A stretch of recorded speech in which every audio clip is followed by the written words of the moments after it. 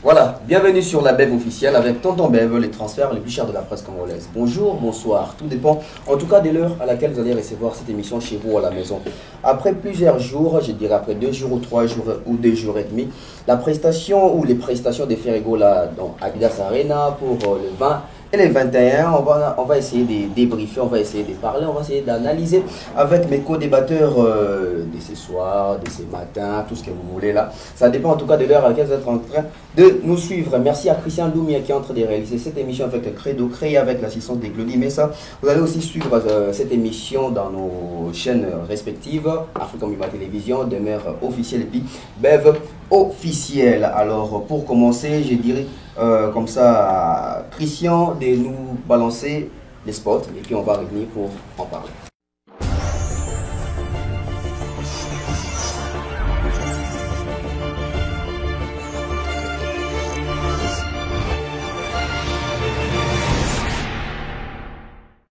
De nos jours, l'hygiène intime est une priorité. Voilà pourquoi Maliane vous propose des produits d'hygiène intime à base des plantes naturelles testés et approuvés dans les plus grands laboratoires dans le monde. Maliane vous propose des thés de fertilité pour hommes et pour femmes, de thé pour bain à vapeur after accouchement pour soulager les maux de dos, gel intime pour hommes et pour femmes, produits pour les règles douloureuses, fibrome, endométriose, polykystie, myome, resserrement du muscle du vagin, trompe bouchée et j'en passe. Vous avez également des produits qui vous aident dans tout autre type de soucis gynécologiques que vous pouvez avoir. Ceinture abdominale, vous avez les protège-slip, les bandes hygiéniques et tous ces produits sont disponibles sur notre site www.maliane.com. Passez vos commandes à travers notre numéro affiché directement à partir de notre site et vous serez livré partout dans le monde. Maliane, pour une hygiène intime parfaite.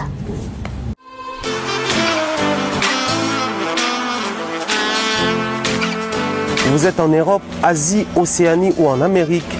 Voilà, aujourd'hui, c'est très facile d'envoyer de l'argent en Afrique. Tap Send. Tap Send, les moyens les plus faciles pour faire vos transferts en Afrique. Et surtout, en République démocratique du Congo et la République du Congo.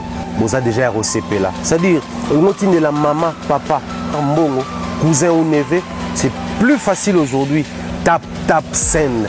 Télécharge l'application et envoie ton argent sans inquiétude. C'est très rapide et fiable. Ceux qui ont Tindi Mbongo, on a Kinshasa, on a Orange Money, on a M-Pesa, on a Airtel Money. Ceux qui ont un numéro à Brazzaville, on a MTN, on a Airtel Money. Utilisez les codes promo Mumbaya et vous aurez droit à 5 € de bonus. Donc ceux qui ont Tindi Mbongo, frais de transfert, les ATO. Magasin exotique Trompette Market na Villeurbanne na arrêt métro Q7 et ser na biso grâce tedi kamotema ya louange biso toza awa na Lyon ba biso ko lingolia bio olia congolais yaka awa Ndunda Matembele Pondu ngai Likayabu Exeter Lituma Atieke Fumbwa exotique Trompette Market à Lyon so leki ate usaine lowote biso toye a to payer ba plan awa so lambi pour lia yo morote.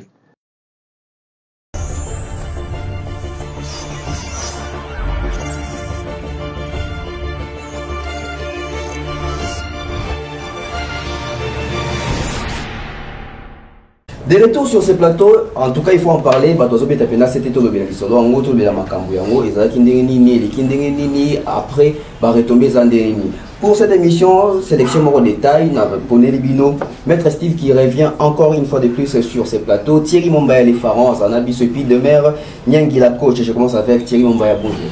Bonjour Tonton Bev, bonjour à tout le monde. Bonjour Maître Steve. Bonjour Tonton Bev et bonjour à tout le monde. Merci de nous inviter, on est là. Vraiment. Bonjour coach. Bonjour Tonton Bev, bonjour à l'équipe, bonjour surtout à ceux qui nous suivent. Au besoin les maths analyse sur ce sujet pour besoin c'est un aussi.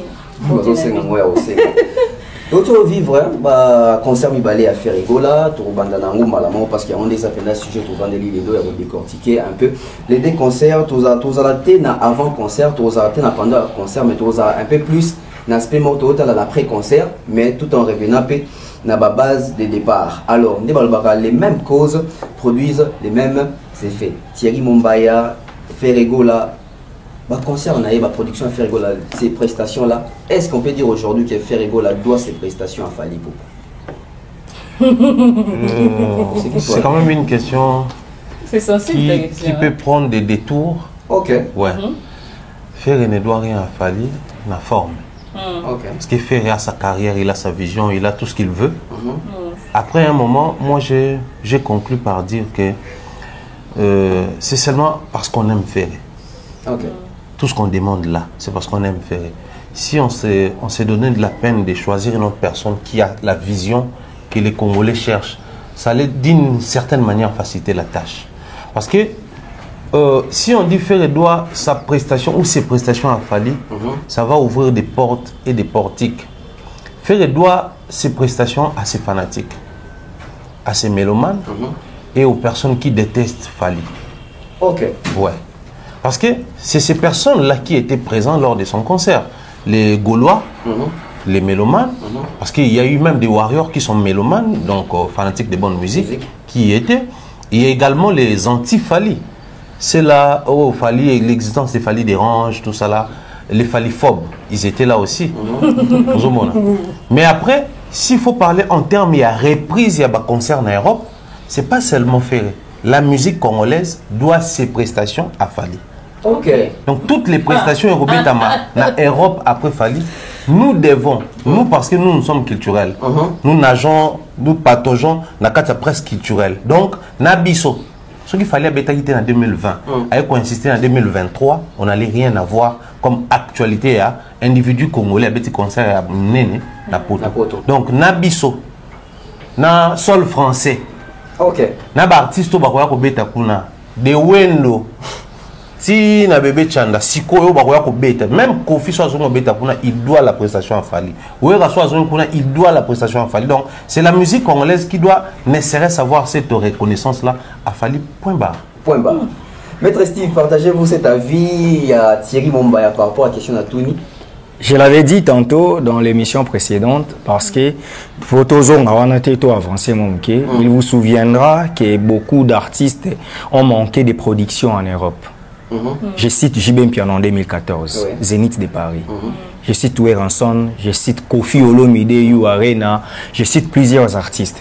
Donc, c'est-à-dire, aujourd'hui, nous devons être courageux d'accepter la réalité. Qu'on aime Fally ou pas, c'est la réalité qui restera à jamais. Même ceux qui ne préfèrent pas Fally, même ceux qui haïssent Fally, comme disait Caligula, qu'ils les haïssent tous, pourvu qu'ils acceptent au moins que c'est lui, les héros du retour des prestations artistiques en Europe. Je m'en vais pour dire, Fally a pris les risques. Botangelanga, cet artiste congolais aux productions naïe de 2010 à 2023, ils allaient menacer le roi Fally. Est-ce que vous voyez que deuxième Zénith, il y a Fally au place comme intense? C'est Fally qui est la victime. C'est juste que Fally c'est victime. Ils ont raté le col à Bandero Moussous. Parce que menace Fally, billet libanda mais batu ba kota ezate, batu na kati mukie, mais batu baza libanda ou ba empêcher ba kota bazaki bela. Muto ba bandaka ko subir, abanda ko subir rigueur ya combat. Il peut monter aussi sa rigueur ya combat. Ok. Donc Fally Alpha et Omega. Malheureusement, quand on le dit, maintenant c'est ça, ce sont des évidences. On ne s'en passe jamais. Fally est la dernière victime ou la plus grande victime de la musique congolaise. Au Pénal Sabota concert naïe. Parce que le combat était intensifié. Et Fally est le premier artiste et musicien qui a défié le même combattant pour abattre un accord tel arène. Pendant ce temps-là, bateau balakse biso ba combat ba arène. Baba ne ko kokate ko komata na niveau ko dialoguer na ba combattant. OK. Mais il y a ça la point de presse mobo bande comme sous ba journaliste à poto bazo lukazo tout na bango tout na batu wana suki to wele la. Il a pris ses risques. Il a même eu à financer certaines réunions. Voilà. À Bétina 2020, et qu'on peut aussi la pona y la musique congolaise. En tout cas, dans le Bango Kaka, les plus grands concerts il y a musique congolaise et à Bercy, la plus grande salle. Tant d'ailleurs, bêta qui a format et accord hôtel arène, ils ont déjà record. Oui. Alors, bon, j'ai gagné les paris, carrière dans les Sili, et ça m'a amené. Mais, Avzongi a replié à la stratégie, les sous. Aïe pour Abeta, Paris la défense arène, donc 2 fois, accord hôtel arène, à quelle zone anglo-saxonne, place Oyo Biso francophone, tous à la raté, à ses produits, à Zongi Boyi. À Betty, sous on a plus de 16 000 places. C'est-à-dire, ce concert, il y a eu à Rennes. Pour comprendre que c'était un concert très combattu. Déjà, déploiement, il y a sécurité. Ce qu'on a déjà, le lendemain, baboke tu bazalaki na batu susu façon bazalaki pas fali. Après qu'un concert, il y a eu à Rennes. Ndenyoso et les membres la moko. Donc, c'est-à-dire, il a pris les risques. Il y a bateau au cas où sabotaka concert en 2011, même bateau wana bango pe bazwa sikoyo bakoma essoufflé aussi et au vu de tout le monde. Et tant à ces produits, ils ont compris qu'en tout cas le temps est révolu. Donc le col a yé mutabundi yé moko pour toute une république. To ben héros té. Parce que héros anime aux risques pour sauver toute une communauté. Aujourd'hui la communauté congolaise est fier de prester les autres fabricants ça la date, les autres héritiers annoncé date, les autres faire outil ko beta, moni ba artiste na so bazala kana ba on a posa ko beta.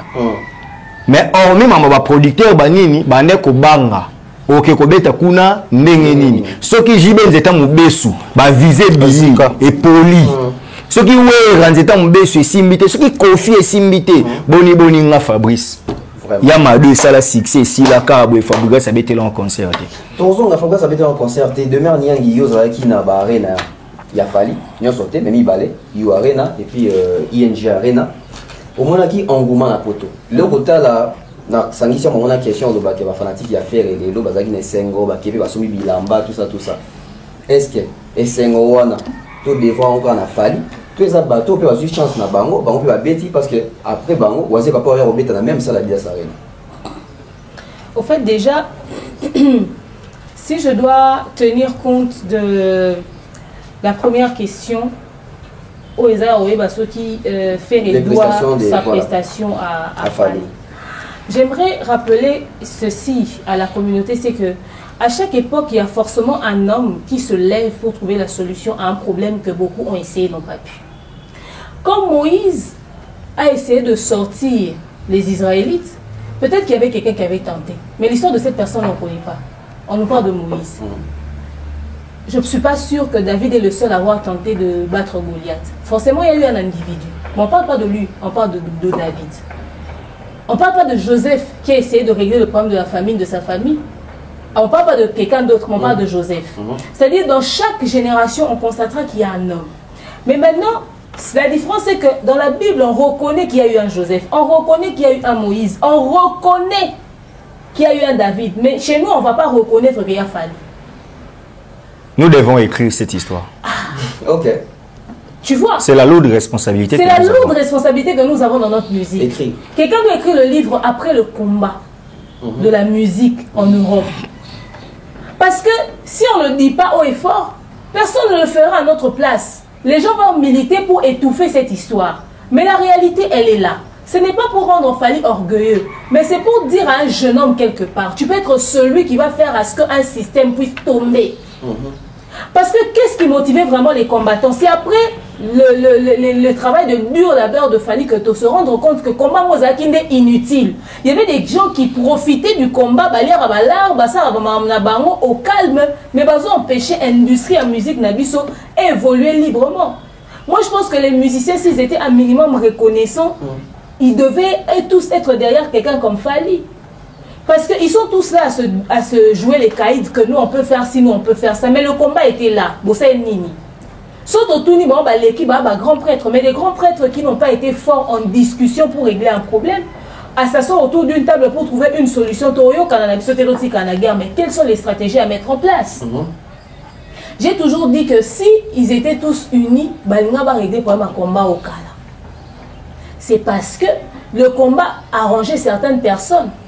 Neti vient les kounia, il y a un bétaté na poto. Donc, so bino bo bétaté. Déjà, pour ça, il y a poto pendant 10 ans. Donc, so bo bétaté, ils ont arrangé pendant 10 ans, il y a bo chômé. Il n'y a pas chômé. Au moins, ça le console. Il y avait des gens à qui cette situation arrangeait. C'est un élément oisé, quoi, au début, à comment il y a heureux. Pour la période, pas banda ko samba, na ba danseuse, ni wana ba dembo, tout ça. Il y a beaucoup d'anda ko seka na ba émission, bien, ça liga bien pour nga payer si aussi na ngesi là. Voilà. Il y a des personnes à qui la situation est arrangée. Il y a des ceux qui savaient qu'on était quand la pototé à un public. Mais il y a quelqu'un qui a bougé les petits gars. Aujourd'hui, les gens, les Gali Garveille, les gays sont les plus heureux. Ils sont les plus heureux parce que dans sa carrière, on a tranquillement. Tu vois. Donc, l'attitude que la culture doit observer, c'est d'être reconnaissant, de savoir qu'il y a quelqu'un qui a bougé un système, en fait. À chaque époque, il y a forcément un homme qui lève le petit doigt. Et en ce qui concerne les fans de Ferré qui se sont aujourd'hui relevés, ben, oublie les fans. Ils ne seront jamais reconnaissants parce que le fanatisme est rendra aveugle, fanatisme est rendra même abruti tout le monde est en noir. Ceux qui vont reconnaître qu'on va faire technique, ils vont concert, ils vont reconnaître que Fally est celui qui a permis que leur artiste puisse jouer. Ils ne vont jamais dire merci à ça. Ceux qui écoutent, c'est plané, vieux les Kounia dans un podium, la place à Ouira. Qui est Fally dans cette histoire? Pourtant, s'il y a quelqu'un à qui faire les doigts tout, c'est Ouira.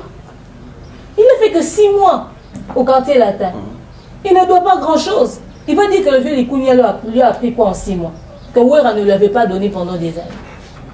Donc, tu as oublié absolument ma fan. Tu as oublié ma fan. Thierry Mumbaya, aujourd'hui, peut-être au-delà de l'appartenance à Nabiso, il y a des fanatiques, des aveuglés par rapport au fanatisme. Congolais, mélomane à musique, il faut être la Fally na liste ni lelo. Pèse en avis ni sur Fally, na attitude ni sur Fally. Tonton Bev, attitude à Ozanamoto, regard à porter sur Fally Ezali, un regard positif d'un côté. Mais pour ceux-là qui ne voudront pas être positifs, quand je dis positif, c'est un peu du réalisme, comprendre que celui-là a apporté ça, soit pour l'andaï, soit pour reconnaître. C'est ça être positif, la grandeur. Mais de l'autre côté, il faut regarder Fally avec les regards d'un capitaliste. Un capitaliste, c'est celui qui voit les intérêts qu'il y a derrière ce qu'il est en train de faire. Voilà. Pas plus, pas moins. C'est-à-dire, Fally, là, je ne l'aime pas. À vivre à Koufa, je ne perds rien. Mais comme il a fait ça, ça a donné ça, je le fais. Peu importe ce que les gens diront sur terrain.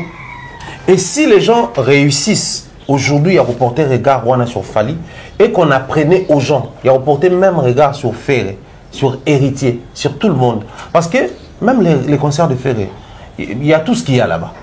Mais oui, peut tirer quelque chose de bénéfique dans Katuana. Ça même Warrior va appliquer. Je vais prendre un truc comme ça. Ferré qui ouvre les trucs, Ferré Store. Sous la pluie, s'il vous plaît, tu vas saler fil, qui sont maillot, t-shirt, mais c'est tout un message. Imaginez si les Warriors optaient pour ça, pour ce qui est de la marque Attitude. Voilà. Combien on allait faire gagner à Fally? Parce que Ferré, c'était un partenariat mal expliqué. Voilà pourquoi ça crée ce que ça crée là. En réalité, Ferré n'a pas bénéficié. C'est plutôt la banque qui est bénéficiaire. Mais imaginez si, comme on a un artiste qui a la ligne de vêtements, à l'histoire, tout ça, soit qui déjà as 1000 caca. Déjà, c'est pas perdu. Parce qu'il y a Lyon, il y a Bordeaux, il y a le stade. Voilà là où je suis. Il y a même concernant les États-Unis. Donc, le concert de Ferré, on peut aussi dire que, bon, prendre quelque chose de positif. Donc, porter qu'un regard Wana. Parce que les lots, c'est bien de dire que non, on doit porter ses regards sur Fally. Parce que lui, au moins, quand il vend, on certifie. Donc, ça sous-entend que, Azoteka, légalement. Lui, au moins, il collabore contrat 360 avec un label mondialement reconnu et très stable. C'est un contrat vrai. C'est pas le cas de Sony, Yabanini, ou c'était juste un partenariat ou parrainage ou blomo à Wana. Autant, Tolingi, Batubalanda Fally, autant, tant que à chaque concert où échoué, oui. Mais total, le côté marché bénéfique. Lyon, ils ont combien de places? Bordeaux, ils ont combien de places? Bordeaux, je pense, ils ont 11 000. Surtout, deux salles, ça fait plus de 20 000. Donc, ceux qui t'habitent, il y a tout là, ta attitude. On aura plus de 20 000 pièces attitude vendues. Oui. Et puis l'avantage, c'est que les Warriors vont vraiment acheter. Parce que toi là, tu as même attitude dans des concerts. C'est ça. Toi là, tu as un souboye, on a toi là, et c'est la promo. Imaginez ça. Mais simplement parce que nous sommes dans une communauté où les gens ont du mal à voir la réalité en face. On ne sait pas se regarder et se voir. Les Congolais se regardent, mais tout le monde en a raté. Ok. Parce qu'il fallait là depuis combien d'années? Il a fait Bercy, ça fait 4 ans. 4 ans. Après 4 ans, il est au bêta. Pendant 3 ans, ils étaient où? Ils ont repoussé la pénalité. Lors d'une émission, tu as fallu la demeure. Alors, il a besoin de bêta, il faut pas consulter. Mais quand tu par consultation, je peux te regarder et je vois des choses. Il suffit de mettre avant, pendant et après le concert de Bercy, les gens allaient jouer. L'assurance de l'artiste c'était sur base de quoi? Certainement, il y a des droits qui protègent les artistes face à Bakumba. Les artistes allaient commencer à jouer. Et malheureusement, récemment, l'émission a Gary Wele. Comment voulez-vous dans un pays où tout le monde est grand prêtre? C'est ça. Nous souffrons de ça. Et nous souffrons sérieusement de ça. S'il est ferré, et la team, et les musiciens congolais regardaient Fally objectivement, on allait avoir plein de concerts, peut-être à partir déjà de 2021. Plein de concerts en Gobetama. Mais bon, comme Congolais, pour comment le contentement, attends, ils sont minimes, ils sont capables de rejoindre au-delà, mais par orgueil, ils sont au landi. Ils sont pas bissons. Même les Warriors ne voudront pas. Parce que Balobani, Tolandi. Bango. Oh, vous avez une marque réelle qui est là. Et aussi, il faut souligner qu'il y a un anniversaire, il y a 10e anniversaire Fondation Fally. Il fallait texte de Lamba où il y a écouté. Il y a Pembe. Imaginez si on nous sortait une particularité, il y a tout là, Pembe, il y a attitude. Donc, dans tout ça là, au monde, c'est congolais et c'est banni les lots. Pour ça, souvent, il faut toujours tout s'atteler dans le musicien congolais, tout hériter musique, pas bata boulay, mais hériter on état, basali nango nini. Faire qui s'habille, tout le monde qui a une similitude dans des falais à l'attaque, on va habiter biso ça à cher. Ça dit ceux qui congolais n'étaient pas, mais ceux qui ont à cher, c'est bon. Complexe. Ça dit ceux qui depuis que moi j'ai copié Fally, à moi n'était pas biso bata boulay, tout là. Ça y est, 5 de boîte à boulet. Ça, c'est congolais, tonton. Merci, Faron Mbaya. C'est vrai en plus. Peut-être on renchérir, mais dans le moment question, il y a aujourd'hui, ils sont tout autant dans les côtés beaux, les côtés professionnels. Ils sont tous dans le côté moroboué, tout le professionnel. Mais dans le professionnel, si on prend les deux concerts, il y a Fally. Bon, pas les deux concerts, les deux, je dirais, événements, parce que côté vous avez double concert, côté vous avez trilogie. Quand on regarde, l'aspect on a mis balai. Aujourd'hui, on peut dire concert à Nani Tikali mémorable, paysaki professionnel. Après, peut-être pour enchaîner, l'idée de Thierry Mumbaya sur ma marque. L'idée Thierry Mumbaya, on a renchérir le Romoana, c'est tellement, il est tellement excellent, comme on l'appelle. L'excellent Mumbaya. Le problème est que nous sommes des lettrés en fait, nous 4 ici, nous sommes des lettrés. Et moi, je me dis que la responsabilité aussi revient à nous. Pourquoi je l'ai dit? Parce que nous sommes dans un monde... Bon, moi, j'ai fait les sciences humaines. Nous tous ici, nous avons fait des sciences humaines, qui est différent des sciences exactes. Moi, on a des sciences exactes, que X, na Y, que Gobimisa Z, et ça bongo. Mais bis on a des sciences humaines, tu as une doctrine. Si la culture, ils ont déjà le droit à sciences humaines. Ils ont une tendance, ils ont une école. Ils ont une école, ils ont une école. Ils ont anti-Fally. À table, ils ont une émission 1001 fois. Déjà, tu as un mouton que moi, je suis et bizarrement, jour où nous avons bien Fally, tant Fally que nous avons perdu une grande star. Nous avons des éloges que Faga Salango pour de vrai. J'ai dit que la responsabilité revient à nous. Pourquoi? Bissognon soir. Même si on n'est pas en mesure d'écrire un ouvrage recadré dans le monde de littérature, mais on peut se faire encadrer. Moi, je nous commande que ceux qui habitent là, fan ya Ferré, fan ya Wera, fan ya JB et autres, bandi make Fally mutasali makamboyo et que ça la maraté cette histoire et que la histoire moi et banda robeta maka bongo. On devait avoir une contradiction. Au moins histoire il y a Grand Calais. Oui, pourquoi l'histoire il y a Rumba na biso il y a un problème? Parce que nous avons comment monter. Personne n'a eu le courage de canoniser ça. À Kenaki Cuba, Azuma Yele Nango, Aye Nango, Mutabe Tango, et comme le roi évangile à Yesut. Mathieu abeta na version na ye, Luc abeta na version na ye. Ce que tali na Jean babeta li sola Lazare, on a tous les 3 évangiles babeta monté. Quand Jean mutabeta. Est-ce que je veux savoir qui ça Lazare quand Jean mutazaka? Non. Bible il y a 12 disciples. Mais mutazui réflexe ya okoma li solo wana Jean. Donc so Jean koma ya monté, comment tu battre ye savoir qui ça Lazare. Il est banapété. Comprendre? Donc, nous avons une responsabilité. Moi, je suggère, je sais que peut-être que ma responsabilité n'a pas pu permettre, en commençant par moi. Mais moi, je pense que s'il faut faire un ouvrage, il y a co-auteur, il faut le faire. Que chacun de nous 4 a amené des éléments. Tout ça, en désordre. Tout le monde n'est pas libraire, abonné ici en haut. Tout l'outil édition va publier. Mais maître, c'est bien. En tout cas, j'ai lu l'idée. Hein. On peut tous comme ça livre, au comique, au sanguis, etc. Sans fanatisme, mais relater au moins l'histoire. On relate l'histoire, mais on relate pour qui va lire. Voilà.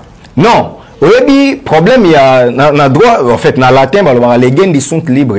Il faut lire les livres. Le problème, il y a africain, c'est-à-dire surtout congolais, comme on l'a tant raté. Mais avantage, il y a ouvrage petit à des millénaires. Même si génération a biso o batangité et la génération batanga ngai tant to kola na Kinshasa o ba canal plus ezakité. Bon, toi to kola na Kinshasa o ezaki so boza na téléphone fixe donné ba prêtre. Mais avec le temps, les lobana na biso batala ba dessin animé o biso to bande ko la programme ya OZRT pour tirer biso Tintin. Oui. Mais le lot, moi, on a les livres de la jungle, on a on ne sait pas regarder la télé. C'est-à-dire, cette génération d'enfants, ils sont différentes, ceux qui sont la génération sacrifiée dans le monde de la littérature, ceux qui sont commis, même après Koufi, il y aura des gens, chercheurs, bazali. Nenga biso to sala ba recherche na ba droit na ba journalisme OK otangi o garo falloir comment raboyer de la même manière. Tout temps à Socrate, qui a vécu avec Socrate? Socrate, il est mort, il a été sur le tour de maçonnerie dans le plateau. Non. Mambia, comment c'est avant Jésus-Christ. Mais si nous écrivons cette histoire, même après nous, même après 200 ans, 300 ans, on comprend que la musique congolaise à un moment, dans le début du 21e siècle, ils ont qu'à lire boé, à lire on est si la boé. On peut copier dans le côté nyonso. Namoni na ba commentaire ya précédente émission to sayaki na moi c'est qui so bon di m'appelle kuna ba chroniqueur ba soignité. Ah oui hein. Mais aussi il faut peut-être ça mutana pas on peut ba chroniqueur ba kenda gité. Ah c'est ça. Pour que ça on peut la par rapport à répondre. Et ça répondre peut-être na diamba mo ezala mais oui, matière en soi la peut faire. Oui. Mais na diamba boeli ya. Même moral. Il y a poto c'est un pays. Comprendre. Donc ce sont des éléments que si aujourd'hui nous prenons le courage d'écrire cette histoire, c'est pas parce qu'on veut faire des falis indiens, mais parce qu'on veut relater une histoire d'une certaine époque. C'est-à-dire l'application des événements dans le temps et dans l'espace. L'espace, il y a l'isolo tobe tezapi, espace Schengen. Balobaka ke musicien congolais oya basé na Congo akobeta un espace Schengen te. Yango moni batebele ya poto ba olinga falite. Yomo na be meli ya bakoma bakanda, ba Suzuki, po bango ba profitaka na eloko wana, po bango ba betaka kuna bato ba tikali nostalgique. Aya yoki awa yoke abambi mbongo asombi biloko Suzuki azo sepela. So tango bino bato Kinshasa bata succès bo bando ya bo étouffer bango. Vous savez, ce qu'il faut qu'on relate ba histoire nyonso. Il faut qu'on relate que tant les akini de 2006 à 2020. Comprendre ou à 2023 comme sur 2020 après on a conseillé d'être mais quand il y a mon ta formule qui il peut monter pour battre les sous photo beta li solo on a tout expliqué que na solo na jomo boy matoni kimbang ala mo à Londres parmi les babanda combat na s'enrichissa belé na pas na yi betela ngano nezaka nini oyo bandaka marche mo ya oyo maba IDPS banda boya constitution tant to benga jiba la en Angleterre te parce qu'il faut ça la message jiba bi mambane etali ete ne kanda na biso e banda. OK. Tant to bengi Kofi la kena Kofi kimso parce que jiba na Kofi ba en Angleterre. tant to bengi bango to bike bo sala ka message bo mobiliser peuple pour to okene na ba élection tant bango mi bale ba boyaka nde to zwa décision ke kombe au banda wana kombe banda na Angleterre. Oui, zone rouge. Il y a une place comme Bébané, puis à Birmingham, ça la marche na Londres. Donc j'ai quand même cette histoire là. Parce que avant de permettre à Joe et Banda Kombango, na Sorola a expliqué la vérité sans état d'âme. T'as les akaboué, mais marabiso to comme à niveau où. Tu as quelque chose à Simato, tout le monde va bloquer, tu vas jouer peuple mon conducteur va récupérer, tout le monde est perdre sens, nebiso to zomi parce que comme il a le coutate. Quand tu comprends que bah comme il y a bah politicien tout ça, tu sentais que tu comme infiltré. Mais on comprend. Ce que bilo quoi il faut qu'on y ait bisabatu comment il venait les caca. Moi j'ai fait le latin. Tous les histoires il y a Réa Silva, tous les guerres il y a grec. La guerre des Troie. Achille, tant qu'il a sauvé, Patrocle ou Abomara et Enem Tabomara Achille, petit frère il y a Patrocle. Tant qu'il a sauvé Achille, et Nazaka les fainéants et la famille na bango. Achille a abomi famille Mobimba. Héros grec. Parce qu'il fallait qu'il le corps va Troyen va dominer ba grec va indépendance. Tant que grec va indépendance, tant Achille a zobima. Azongeli mwasi na ye. Ne ene abetieli konga parce que ena agi na tsano banga bitumba batamaki na ena famille na ye na katsa ndako Achille tanga bomi betinyo samona ki ete ene nda yeko boma Achille siko histoire wana po beta mabongo c'est parce qu'ils avaient écrit.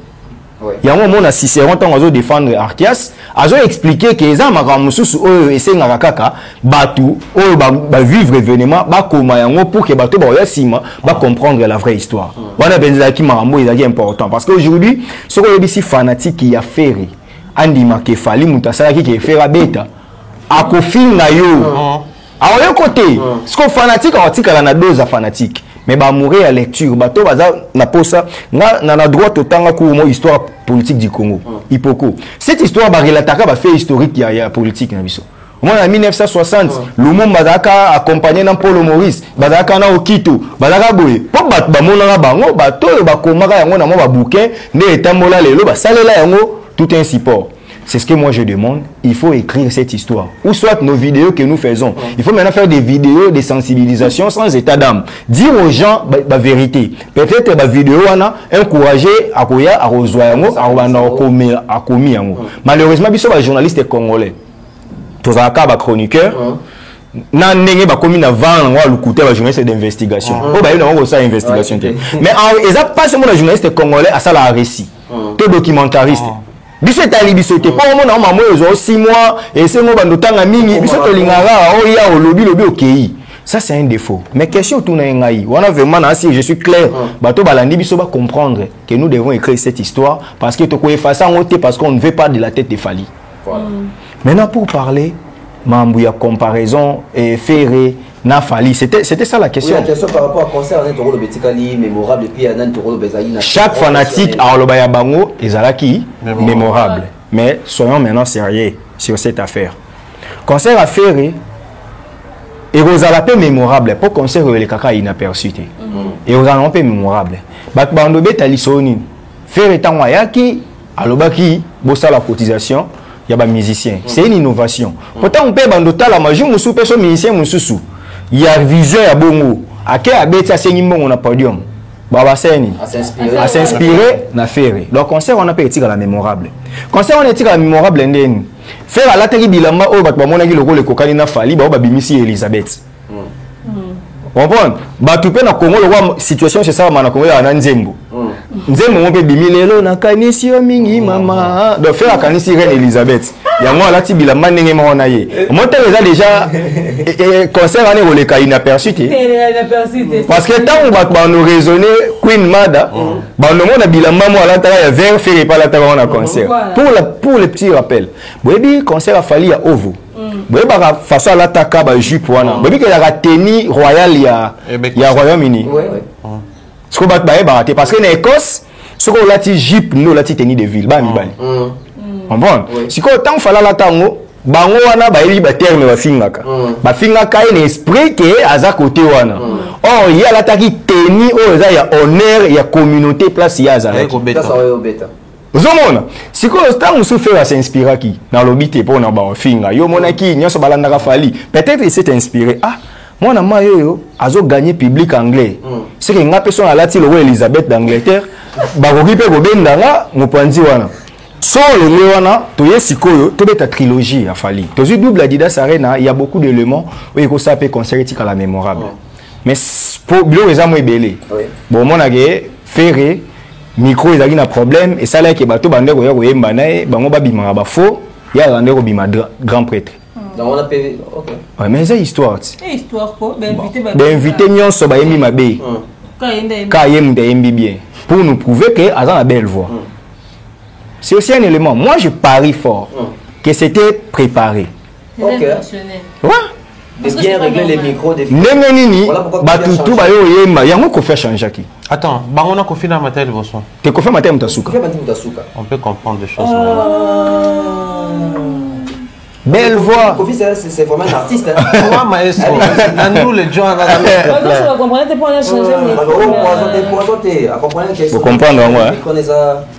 il faut aller au fond. Moi, j'avais compris cela. On constate même que fait étant un binavier les Kounia à Mbappé. On comprend. Hiro a émis ma bé. Singila a émis ma bé. On peut encore comprendre, mais Singila. Ah, pourquoi ils vont comprendre? Mais tant qu'il y a un fait à côté, il y a ça, je comprendre. Non, en fait, les soucis, il y a ceinture à faire.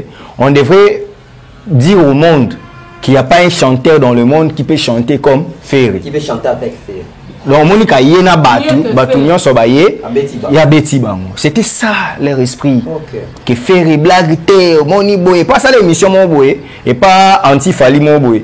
Aïe, c'est un Moutunion Sobaye, mais il faut voir. Au monde. C'était prémédité. La raison pour laquelle Kofi Ayedo, ils ont déjà Babiloko et vous mémorable. Que Joe Mon Boye a préparé ça. Techniquement, il faut y aller au-dessus, il y a Babato et invité. Pour conclure avec Ferré. C'est professionnel ou pas? C'est un concert. Mais c'est professionnel. Dans une émission précédente. Concert professionnel par rapport à la vision de la musique congolaise. Communauté Abisso. C'est un concert professionnel. Okay. Parce que si vous avez un concert belé, il y a un grand prêtre. Si vous avez sur le plan artistique, il y a à peu près un concert à faire. Mabanga, barré, la musique, enchaînement, improvisation, micro sifflé, biloko wana nyonso wana, eza biloko yo to retrouver on a ba concert na biso ya kala. Mais ce que so to pas fali, fallait za nini. Batu misusu babi constitution eza na primauté sur les arrêts ou les actes internationaux, les pactes internationaux. Il y a guerre à l'école. Ce qu'il fallait à l'école, il y a des internationalistes. Non. Je m'explique. En science, même bateau to ça journalisme. Les bateau ça la politique intérieure. Oh bango ba c'est bazaka na politique yamboka.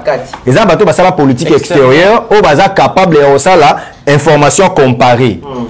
À rejoindre information similaire, à jouer information mais les Canada Gaza ya guerre, à comparer mon information à biso ya est. À lobby pourquoi à aboué parallélisme ou moni réflexion wana, muto aza na capacité ya robimisa politique comparée. Siko ba interne na ba internationaliste pe wala moi guerre. Siko fali aza na école ya ba internationaliste. A jouer ayebi mamu na biso akati mais à exporter yango libanda a jouer pe ya libanda à importer yango. C'est ce qu'on appelle la culturation. Donc, azu culture na biso, abimisi, azu pe ya libanda ya bien, aye na moto zu yango. Le to ko mo beta lisolo sold out. Comprendre? Le to ko mo beta masole belé ba concept o pe fallait aye na ngona musique na biso, oyo kala to yeba kité mais ça ba mo existaka na ba anglais. Comprendre? Ba médé to ko mo beta lisolo yango, to yebi pe lelo médé za au secours. Mais en réalité na biso ba to tanga ebele na mutu ezala kité. C'est pourquoi Guy de Maupassant disait que les grands artistes sont ceux qui imposent à l'humanité leur religion particulière. Concert, il y a fallu. Pourquoi je dis que vous avez la mémorable, la trilogie. Dans la trilogie, on voit les tout premiers Congolais à Betty, na salle, il y a 40 000 places. Deuxième salle, na Mounene et na Monde. Ils ont déjà histoire, on a fait ça. À quelle communauté anglo-saxonne, au Congolais kuna me karaté to ba francophone kuna me la rabango ya ke ya beti sala 12 500 etondi akei azongi awa na trilogie na c'est-à-dire a beti awa azongi aye na Belgique abeti po bato ba kota ki na 40 000 ba ko pe ko lemba parce que ba communauté moko ba francophone mais aye bato nyonso ba ye bato ndisi déjà par rapport à cette préparation concert est mémorable mais ce que so okei bato baloba concert à JB la nini concert à JB son Olympia ezaka danger c'est bon toyebi ndenge JB no yemba toyebi concert à wera ya ni pam pam pam pam pam pam pam ce que concert ya Fally nani azobina danse wana te rythme on a babina qui a donc déjà cet instrument et ça dit que concert on entend muto yoka avec que oyo concert à Fally ya poto et ça mémorable comprendre ce que professionnellement Fally nous a montré comment on peut être un artiste oyo ko ça la spectacle oyo ko ça la show à la un artiste peut aussi être un showman devant son public. Ferré nous a montré qu'un chanteur n'a pas besoin du public. Un chanteur doit chanter pour lui. Donc, pour la bateau, sans fin, c'est ça la bonne musique. Oui, Ferré, bravo, oyembi. Mais pour la bateau, il y a un concert, il y a un rapport CP là. Alors, il fallait que oyembi, Redi à Missi et pas Marc Tabo. Au moment que il va vulgariser côté Moussou. Pourtant, Marc Tabo a ébissé à Touni, Redi n'a esprit qu'à redimner Fally. Il y a Royembi Sabat. Redi a dit non. Vieux taboulé, papa na yo. Soka yemba sorozo abando yemba monte. Batu ne bando yemba na place na. C'est-à-dire so za la banzembo. Donc Marc Tabo zo souffrir na plateau parce que pour ça la gibalo ba ke Fally ndaka yembi sa batu bongo ezaka mabe. Ce qu'on Redi ko biso so tebi que grand chanteur, grand compositeur, azon di parce que Marc Tabo zo souffrir na mutema. Donc comment na posa ça Redi que yo pour éviter. Maître, merci, on va revenir. Des derniers concerts à Fally pour pas tomber dans le solo. Est-ce que en termes de professionnalisme, parce que vous êtes professionnel. Est-ce que vous êtes lié professionnel, est-ce que vous êtes mémorable? Et puis, nous avons une question par rapport à toujours l'impact retour. Je pense même que c'est question hier pour la vision. Retour, il y a concert, après concert, Napoto. Toi, je crois 3 jours déjà après concert. Retomber sur les sols français les années. Mumba Loba le montre tout à l'heure. Il a parlé de l'intelligence qu'on doit avoir face à ces 2 concerts. Il a parlé de ce qu'on pouvait tirer du concert de Ferré et ce que les gens de Ferré pouvaient tirer du concert de Fally. Mumba a parlé du fait que Store wana basaleli Ferré avantage eza na ngambo ya bafana Fally so basomba bilo a pembe bilamba pembe pour un concert ya GB donc bakoka pe kosomba attitude ya Fally donc inciter Fally à faire un store au bafana ba kosomba ba vraiment o pe rolata parce qu'on a même constaté que Ferré yemona ba musicien et même na podium balata qui même pas et la main. Donc c'est-à-dire un store qui n'a servi au fait à rien à la base. On dit store à la Nike. T'imagines? Donc des amis vont passer la publicité là-bas, il y a Illico Cash. Et ça va les gars bilamba mort parce que même les fans balati en côté, on se demande à quoi ça servi. D'où j'ai dit quelque chose dans l'émission que j'ai fait tout à l'heure. J'ai dit le problème de Ferré c'est qu'il n'a pas des personnes intelligentes qui l'entourent, qui peuvent utiliser les failles de Fally en leur faveur. Tout vrai. Je vais donner un exemple. Biso outil poto to zongi, ba tu fallait même na poto ko soit neke zongi na internet. Ferré ba tu fallait même ba voyager te viser mon anité. Tout de suite, fallait amener noir. C'est lui qui est derrière le pourquoi bazu visaté. Or, il pouvait utiliser ce problème-là en leur faveur sans faire passer Ferré pour un incapable qui n'a pas pu avoir des visas pour ses musiciens. En disant faire à terre magina mamou fallait ça la kamemi batu ba soigner bimi si lettre ba banti valeur ah mais sous batu pour ba finir ici. C'est-à-dire ils n'ont même pas pu pousser leur réflexion loin. Donc faire à éviter le scandale il fallait coûter un après voyage a préféré qu'il n'avait qu'une équipe réduite. Et il a changé maman donc au lieu de sortir faire et pour un incapable qui n'a pas pu avoir des visas pour ses équipes. Donc Fally a une influence sur la maison Schengen. C'est-à-dire des avoués, Fally pèse sur tous les pays au bas affiliés à la maison Schengen. Parce que si on a France, on a Belgique, on a compte à pays où sous les la Grèce, le Portugal, tout ça. Préféré que ce Fally qui n'est rien, qui ne sait pas chanter à zéro côté, il est fort au point où il a influencé maison Schengen pour savoir visater. On quitte de 80 à 18 et ça ne vous choque pas. C'est-à-dire ils ne sont même pas capables de prendre les failles de Fally pour tourner en faveur en bas. Ils n'ont pas cette intelligence-là au fait. Et maintenant, Nanga Fali bato bakoza na bango mayele. Mais la réalité de la musique congolaise va nous leur rattraper. Ah, surtout ça là on va nous donner tout ça. La réalité de Or vous allez vendre une vraie marque. Vous allez vendre quelque chose qui vous appartient, que vous avez déjà, que tout le monde sait que vous vendez. Donc, exactement, c'est loi Sika. Seulement, vous pouvez avoir la possibilité, Moussoussou. Vous pouvez avoir ouverture, Moussoussou, et vous pouvez avoir en grande une rentabilité. Et quand il y a la peine à sol français, on est comme monté comme officiellement. Et bien, aux États-Unis, il fallait au Québec à Madison Square Garden, on loukaba là. Mais comme la réalité de la musique, na biso, à tous à réfléchir, boya kaka, boya. Donc, ils peuvent utiliser ça na chaque arène ou chaque prestation, il fallait la côte. Qui sait peut-être que faire la côte qui n'est pas tambolé, on a pour moutouan et bisa qui est sur côte na spectacle, mais on va copier Fali. Ah oui. Pourquoi imaginer que Trésor Kongola Loba na TV bingam na bisa faire a bengi sa we raté pour y de makolo. Mais bah ti qui fait a bengi sa vie likunie mais j'ai pas compris la logique. C'est-à-dire toi na milieu mo au fait tu comprends na ça on a dit et ça l'émission on ça on a dit musique na se rezala na réflexion ba même boité. On dit to ba réfléchir ça ba na cerveau mususu on dit ba comprendre mamde mususu tu vois. Si tu veux me demander le concert professionnel entre le concert de Fali et de Ferré, écoute, ma musicien a besoin un concert pour que tu ailles dans les annales avec un regard professionnel. Il y a une ligne comme on est éthique à la cabeta. Ok. Donc il y a un Lukawana parce que tant que dans la salle, dans la liste, il y a un babeta en Adidas pour te faire. Nous avons Lukati à côté de Nini pour commander. Batouati Galaka pour commander. Pour la parole, c'est le plus important musicien congolais, moi, avec un bêta qui un point entré. C'est nous qui sommes intelligents, qui nous attardons sur les détails de la qualité, qui cherchons la perfection et les imperfections pour se dire que peut-être ça va servir à quelqu'un. Moi, j'avais dit, Ferré est celui qui ne devait pas commettre des erreurs dans Adidas Live. Parce qu'il a vu Fali faire. Oui. C'est-à-dire, tous les faits de Fali, il fallait Ezala, les éléments où ils ont noté pour reproduire des gâtés. Mais Ferré n'a même pas reproduit des. C'est-à-dire, est-ce que tu as lagi? Pourquoi critiquer mon tout là? Est-ce que le roi les a échappé? Bah témoigner que faire Fali sur les autres bima. Bah solo là on a ma répétition forcément il a vu. Et certainement qu'ils se sont dit au ça on est KO. Mais tu vas voir que quand Bali va ça la qualité, on préfère ça dans la médiocrité pour que Zalaka le roi qualité. Pour eux le plus important c'est que Tokenzela Moussous. Tokenzela Moussous et Mahamouetika. En termes de chant, est-ce que Ferré a fait mieux que Fali? Si on dit oui, on a menti. Comment ça? Bilanga Loïm va cracher le micro bongo. Attends, moi je n'aime pas que je les anniversaires en aime bien. Babi Eko Magaza humain. Eko Magaza humain. Mais Fali tant que la casa inhumain.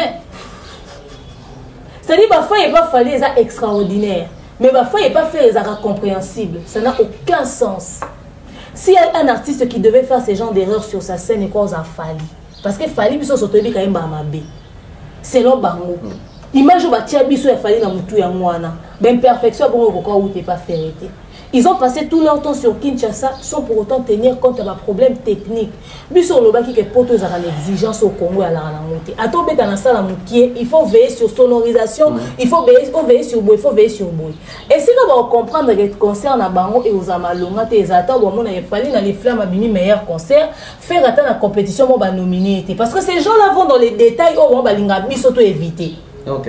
Au moins détail on c'est le problème pour surtout c'est on analyse. Et ça va détail on va la pour que pas qu'on définir si ce concert peut être nommé le concert de l'année, le show de l'année. Bah on va connaître la détail on a c'est trop scientifique pour eux en fait. C'est trop réfléchi pour eux. C'est ça le problème.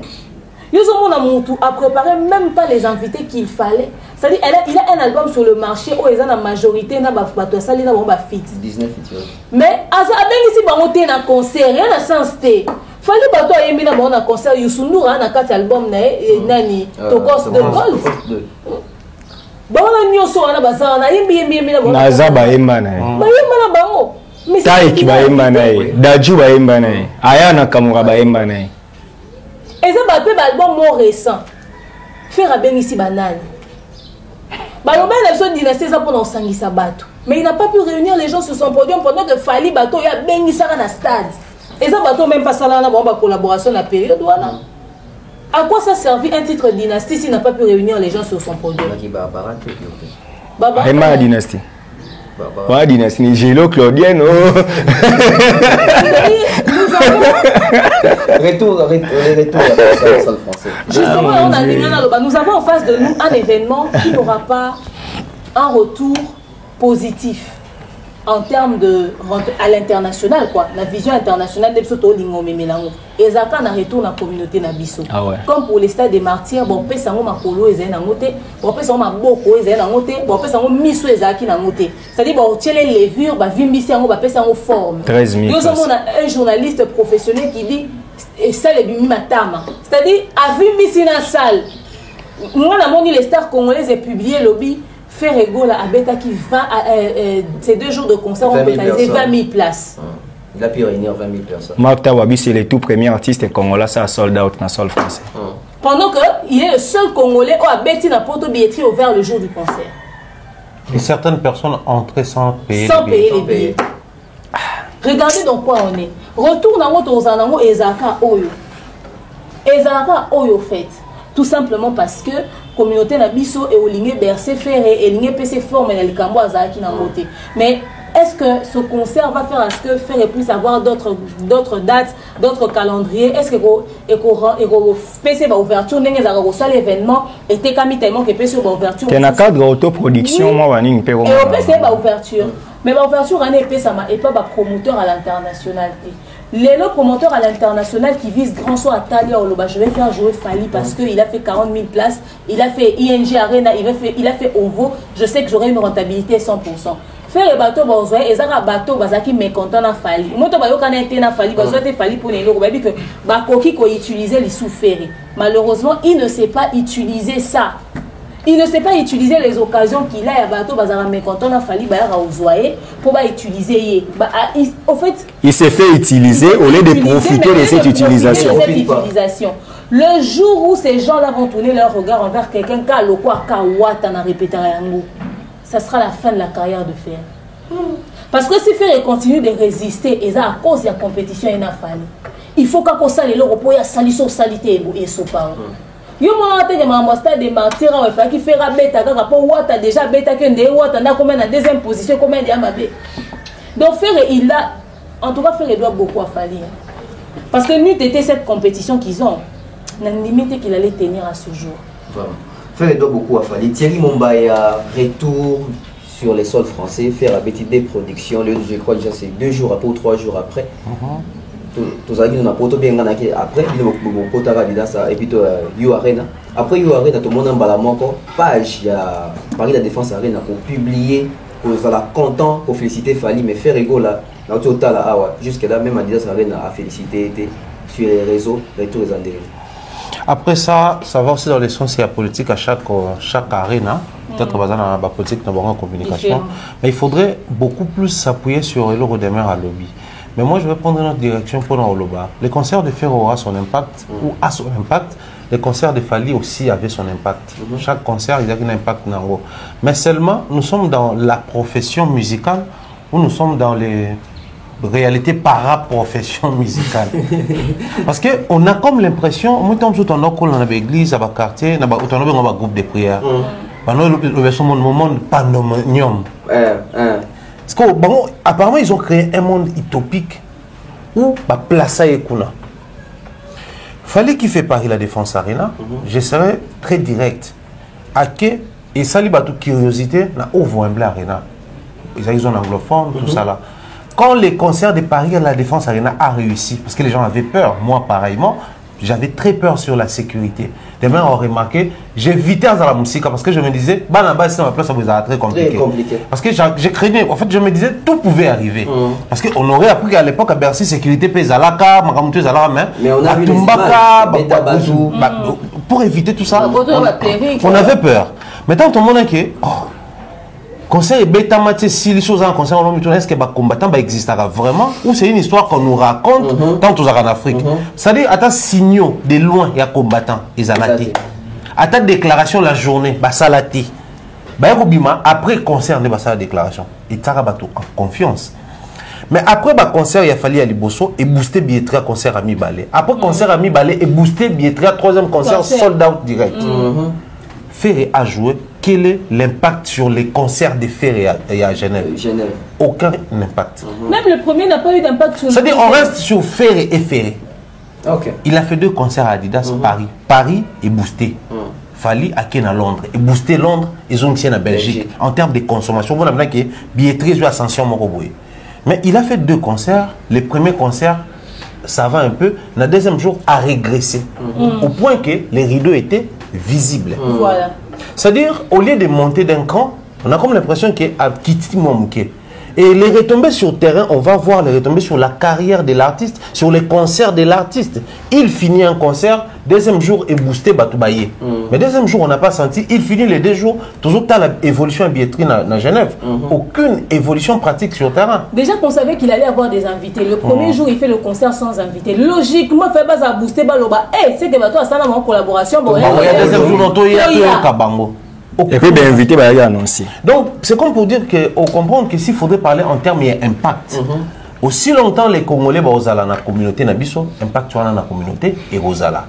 Mais sur les plans carrière professionnelle, ici tantôt je disais, Motofua Tala, na regard moko ate aba capitaliste na lingi na nga makambo fali o sala c'est-à-dire abete concert à liboso et booster concert à Mi-Balé na lingi na nga yete menga lo na capitaliste na lingi na lia mbongo nde ya olia na lingi deuxième concert na nga ezwa succès le deuxième concert n'est pas qui succès c'est qu'on se le dise batu bazana souvenir il y a ING il y a OVO il y a Paris la Défense mais la même période qu'on à Paris la Défense observez batu mingi babeta à Paris la Défense wana soit petit concert wana batika espace batu ba consommer mais fallait n'a pas laissé tout ça là ils ont moins d'un mois abeti 3 concerts 21 jours imaginez aussi beta Paris la Défense deuxième grande salle en termes de barène ya monde au lotika au Londres aux Zongi Belgique, zone wana 3 pays wana, c'est toute une histoire.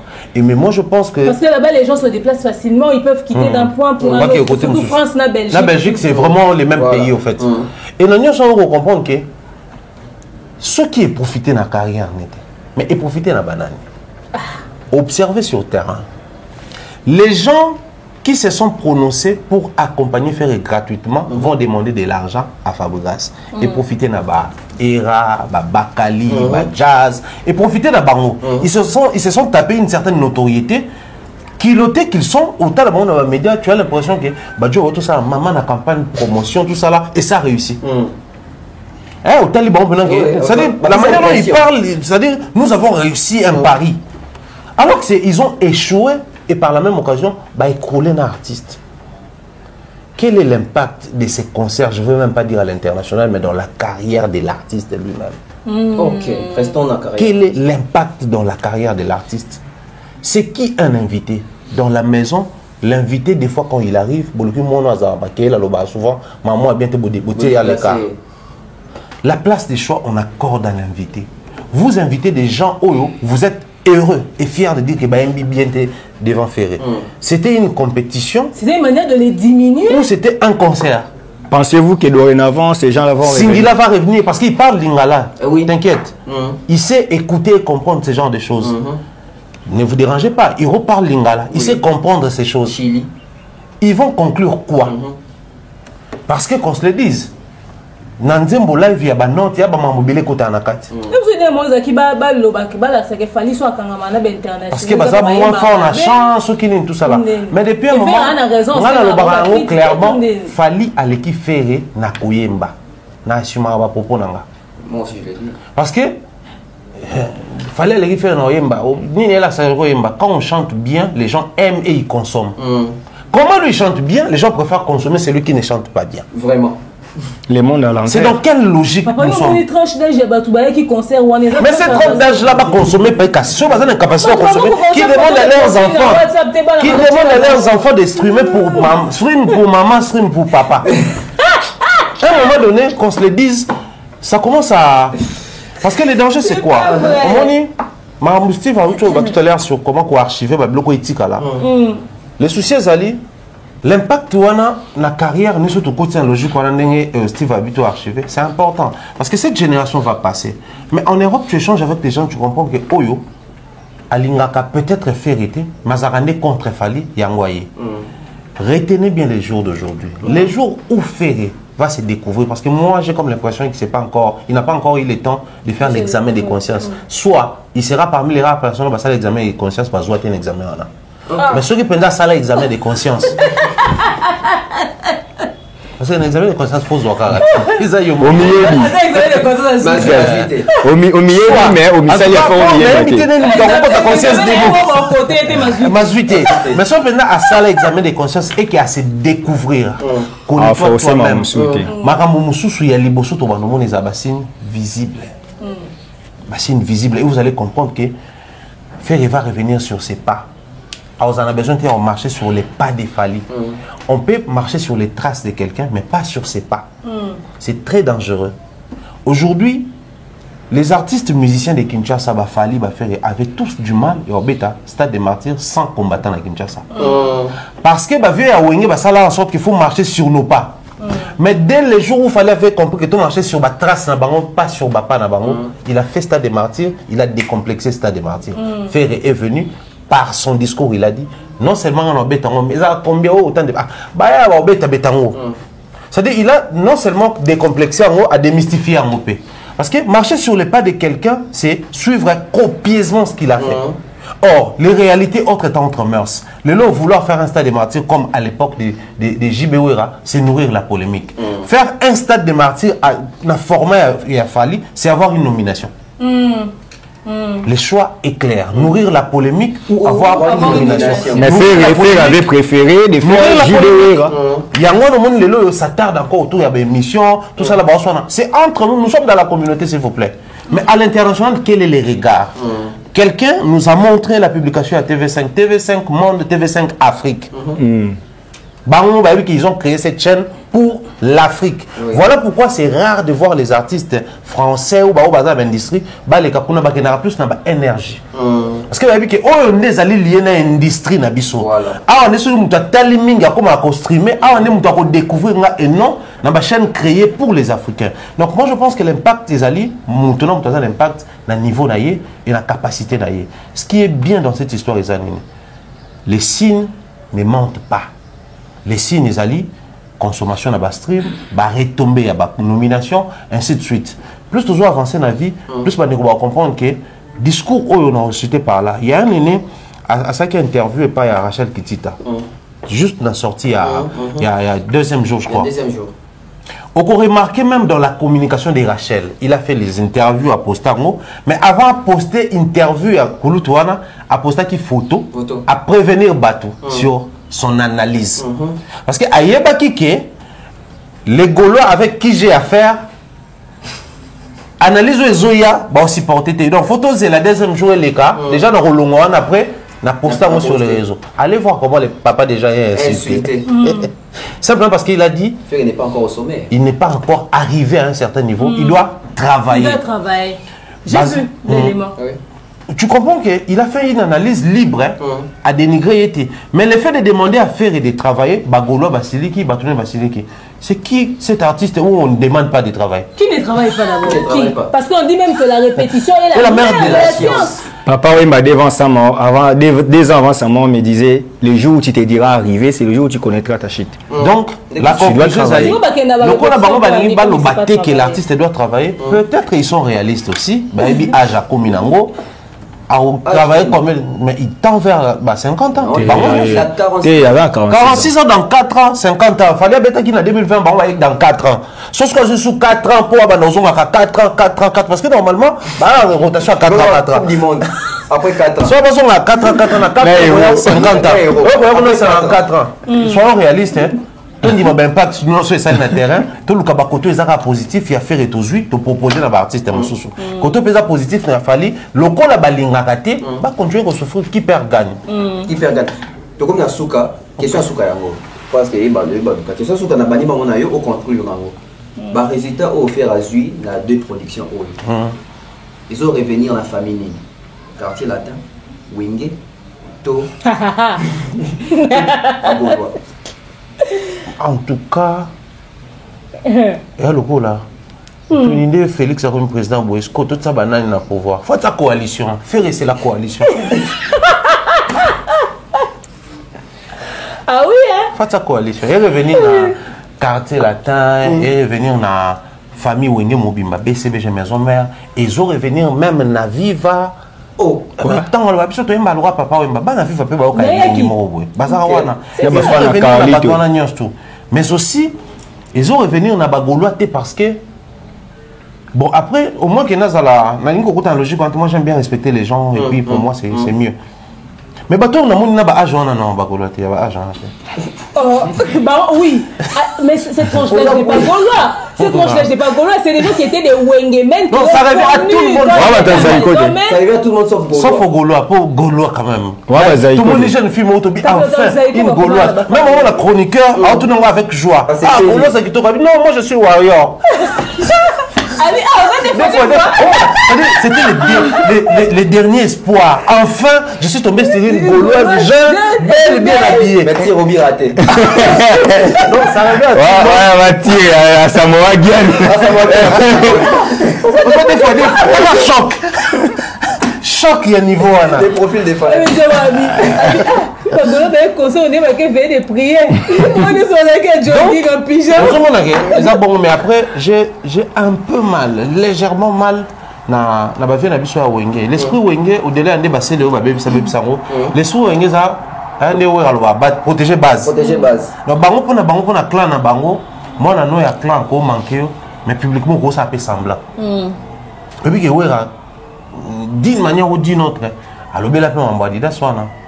Et wera asa genre bateau ako lo banote ka limbisio. Ah we genre mi balwe za na parler au bon un mois demi à Siliki. Et puis à l'obinote au seigneur pardon l'obinote ka limbisio. Mais à un moment après on va sortir. À limbisio déjà. À limbisio déjà. Mon ka ninge piro jai wana. Ka ninge trésor lumière ayaki wana. Wera da sa bon moto na faire. Mais Vangantama de la forêt au Yébié. De la jungle. C'est-à-dire prendre sa gloire, accorder à une autre personne, ça passe pas. Observer, faire ça là, révéler la communication sur Wera. Mais dès lors qu'à l'obar et l'hormone émission, qui n'ont pas cofondateur à Wenge, attitude à Wera changer à partir de là.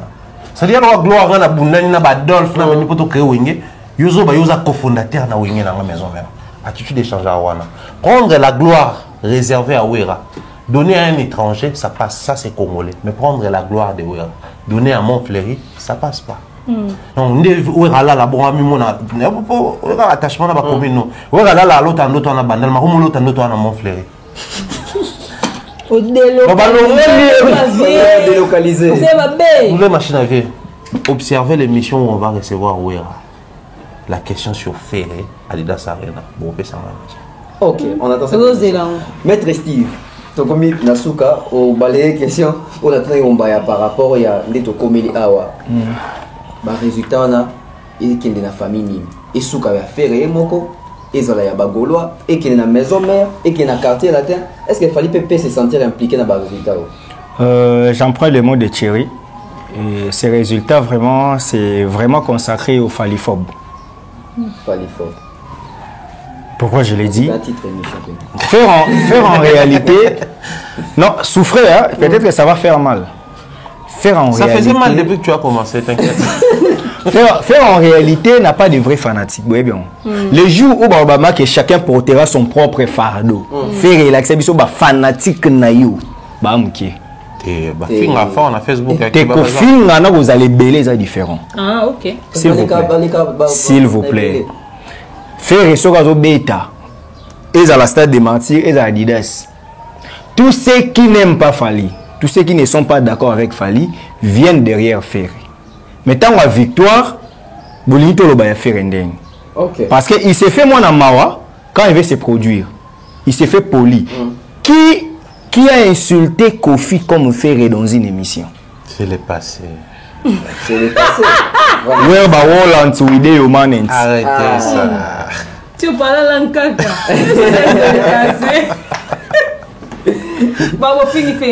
Ta quartier, les paroles s'envolent. Les paroles s'envolent, les vidéos restent. Faire ego là, ayaka quartier la tête coupée ça, court. Mais mon talon. Kasi. Aya ko pesa cours à champ. Mwana abana omeka kokita le aki abendi père na yepe yuma de yuma ba ye po ba attaquer. Pensez-vous réellement que Kofi ayaki na concert à Ferré pour alinga faire ko le kafali? Ambassadeur culturel. Ambassadeur qui dit mais comment bon il faut ça. Il a fallu ça là message. Vraiment est-ce que ambassadeur est-ce qu'il fallait comment ambassadeur déjà? Est-ce qu'il fallait répondre à déjà fallait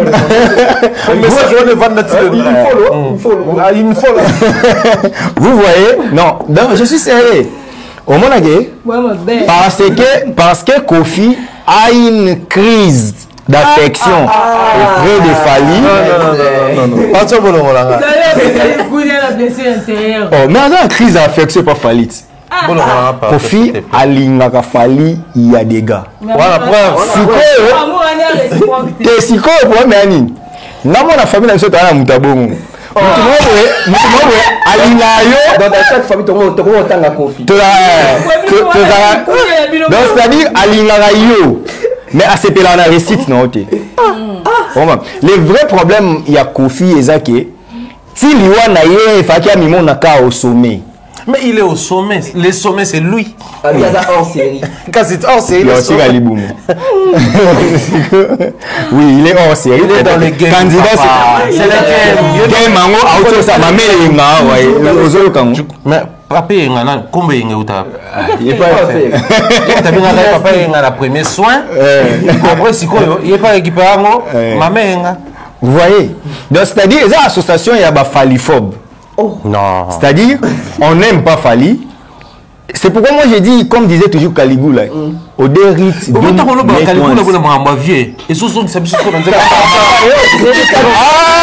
ok. Ah non. En fait, je vais expliquer Caligula. Caligula, c'est. Des choix, on sait des choix, ma vie. Bon, au dérit, Doom, Netwans. Caligula disait qu'ils me haïssent tous pourvu qu'ils me craignent. Oui, Odérit. Odérit, Doum, Avec Caligula disait qu'ils me haïssent tous pourvu qu'ils me craignent. C'est-à-dire, Fally, dans la musique congolaise, on a le roi Caligula. Donc, Aébi, il fait mal aux gens. Tu vas souffrir. Ndenge ya zo ko innover, ndenge ya zo la nominer na babilo rebelle au bango ba reva. J'ai une histoire, bon, une histoire pour bêter la biso hein. Il paraît, bato bakenda Kora ya Michael Jackson ayaka. Comprendra qui est star hein. Il paraît maritant Michael Oleka. Oh banani na biso ya Congo. Bango nyonso na kati ya ba vitre ba tala Michael boy. Sikoyo ba rêve oh bango ba kola na ngoti na ba 70 ans peut-être. So ba moni jeune moko boye oh peut-être bango ba mona ge moi amke oh ba mona gi ndenge azaki faible commencement. So ba moni ont réalisé pendant qu'ils sont vivants. Ça va faire mal. C'est pourquoi moi j'ai dit que concert où il faut topé ça yango na bato balinga afalité. Faut bango penza ba c'est le c'est le super content. Sous 12. Mais il est super content quand même. Sous 12. Oui. Non va lever. Et puis pour mon c'est le asa liberté d'esprit. Parce que ba humiliation to ba 12 heures zo pemeni ya bato ya soutenir étant qu'un homme libre. Alinga déjà à sa mamnae. Mais le corps a senti que ceux qui a bébani na bango et coupé ça Fally raison. Autant mais azalaga humilié mais adade ka dana e kaka de Fally a raison té. Donc concert ça sango. Donc problème concert où Israël Mutombo. Gauthier c'est. Gauthier Manganga. Virginie Manganga. Gouver comment à Gouver. Moni bato nyonso basala effort. Pour neti neza boye. Bon, na on va bien me souhaiter pour écoliser na master parce que non, il y a certains amis neti jazz Mumbaya c'est ce que je vais dire. Jazz c'est un warrior. Non, mais oui, non, Mumbaya c'est ce que je vais dire. Jazz c'est un warrior, c'est notre ami. Non, c'est notre ami Toyebi. Nous avons sous réserve mais Jazz c'est un warrior. Jazz c'est un warrior. Tant que on va à la tribunal nous avons évolué dans mes amis te vendent à Tostafara. Tu yebani ba préférence à baninga. Même mon ami n'a cité Killer, c'est un warrior. Ah. Ce sont des amis à moi na yebi bango. Oui, Killer. Yo mo na tangi bakali. Je n'ai jamais na tikala vendre na bakali te Tostafena. OK. Il n'a jamais été mon ami. Mais pour Killer, je me permets de le dire, en présence de Thierry. Tu peux essayer une bonne émission qu'il est un warrior. Vous comprenez? Qu'il est un warrior, qu'il est un talimi, ça mon amour assassin. Oh. Je vais dire comment Jazz va s'y quand on fallait MC Tokos. Oui, bisous de la musique. Il fallait un Rumba. C'est la album Rumba. Aux hommes, master en alliant ça. Bazara balinga rafali. Charlie pense à l'époque on soutenir faire le temps ba filmer un chaud. Tenez en doye manze mon dolinga. Na mon thème. Aux autres, on comprend. Donc concert yo. Et ça, bateau, baza d'accord, on a fallu Adidas Arena. C'est-à-dire, et le monde est consolé, bango. Toando pour la tiwapi. Na place to pour la, elle va pour la 10-0. Mais c'est quoi le meilleur joueur na bino oboche la monter Machebi. Malgré 10-1, réduction. Réduction score. Mais quand même, ils ont Nazario, Ronaldo Nazario Mdachi. Aux hommes. Donc pour la bango, en tout cas. Faire au moins tu joues solo bêta parce qu'aujourd'hui tu fais des faire tout ça l'analyse tout ça décryptage à conseil à faire c'est vraiment pour nous c'est un manque à gagner mais pour faire c'est une victoire parce que tu vas libre tu bêta solo na faire à l'actualité tu boya monter il est maintenant dans l'actualité pourquoi parce qu'il y a une union sacrée il y a ba falifo ou ba luki baza na discours que abeta qui martyr faire à ka longolaki Abeti Arena, malgré divisé par 5, mais fait répéter à Abeti Yango. Vous comprenez que, et puis si, quand même, discours, c'est aussi ce qu'on souhaitait. Moi, personnellement, je disais que, et vous avez bien tout ça, tout le bagage à mon côté. Il faut que, tout comme appelle à mon tour, on peut découvrir que il y a prestation. Et ça, le équilibre, il y a débat. Que vous avez débat, non. Aujourd'hui, on a compris que, faire aussi, dans 10 ans, à quoi taper à Cor Arena. Non mais l'ongolais a 6 000 places, Aroma a 20 000. Pour ça, à multiplier des fois, annuel. 2034. Et c'est quand même. Donc aujourd'hui, on a compris ça. Mais là, il y a invité à Mamba Gloire.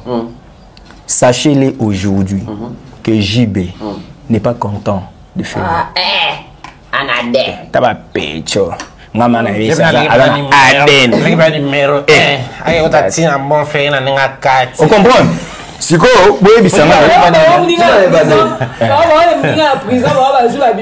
Dernier fils. Si quoi, valider petit. JB, Azana Kanda.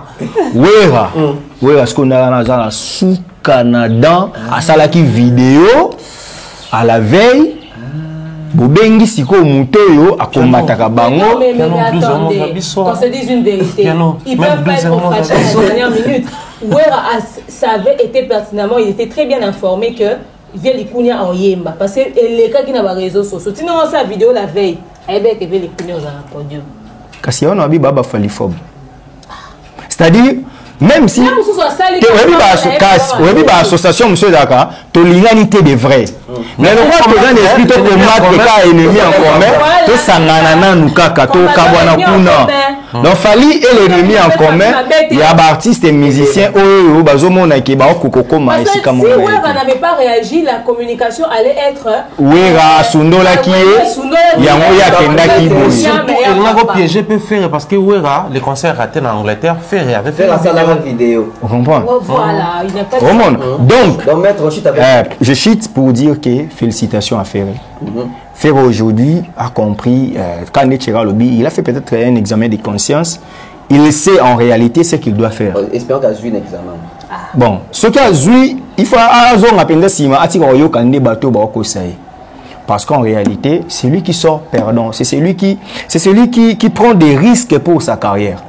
La musique oya salaka est bien pour des vrais fans au balingaye. Azana batunaye, Ferré n'est pas un petit monsieur dans la musique congolaise. Azana bato balingakaye. Maintenant, il doit savoir satisfaire son public. Ce qu'on sait la musique pour na batunaye wana. Batunaye wana, bazala d'accord. Mais ce qu'on sait la musique pour approuver fallait que moi aussi j'existe. Il y a une émission précédente dans le bac que concert il y a Adidas Arena, on doit ça à Fali parce que c'est l'existence de Fali qui a fait que ces concerts-là existent. Parce que si Fali n'existait pas, si Fali n'avait pas fait des arénas, Ferré n'aurait pas résonant. Donc aujourd'hui, on est fiers de parler de Ferré parce qu'il doit faire une concurrence avec Fali. Et voilà ce qu'il est là, il va comprendre. Ce qui fait là pour ça, sa carrière n'est bien. Peut-être que pour notre âge, on manque de respect, mais Ferré faut l'adversaire dans le clan Wenge. N'a pas jeune ressortissant à Wenge. Et vous allez bien. Demain, Niangi to chité na to sisinayo, question à Souka, on a tout na awa, victoire qui n'est pas nani. Mais tout le monde qui na et le Belamomba et à Steve, parce que victoire est ali collective et par exemple partagé na bateau tout baki pour soutenir Ferré comme Bafalifop. Mais Ferré, tant on se remercier Kaka Bagoloa. Et puis pardon demain. On est dans la lettre on a pas commis. Ferré doit chercher des vraies personnes qui connaissent la communication. Il y a trop n'éviter sur les syntaxe, bah on va comprendre la stylistique parce que tant on a conseiller en communication, tout nous comme lettre. N'éviter sur mon so tangi lettre on a na a grammaire. Oh là. Au moins vous verrez na ba e accent aigu na s na suka. Au moins donc ba maramboza on a so na bibo brandi ka lettre wana bato ba oyer ba comprendre. En tout cas muto a commis lettre wana à cause de la tout sauf conseiller en communication.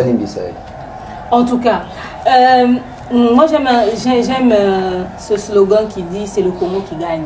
Non. J'aime quand ils disent que c'est le Congo qui gagne. Le Congo qui gagne quand on ne sait pas reconnaître. C'est-à-dire que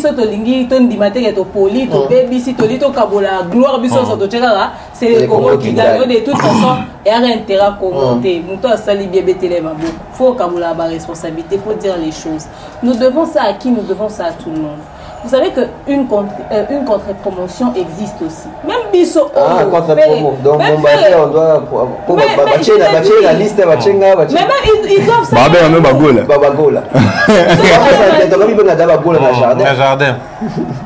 Ils doivent ça même à nous parce que Bisso peut toujours faire partie à bateau, motiver faire et au fait. Nous, t'étais analyse, poignant. Peut-être qu'il allait se fatiguer. Si tu ne sens pas de pression sur tes épaules, mais là, il y a la pression que nous, on lui a mis, qui l'a poussé aussi à faire certains efforts. Et puis là, on se ce qui sait. Peut-être que, on va analyser moi et bimakuna. Même si c'est que analyse moi et bimakuna.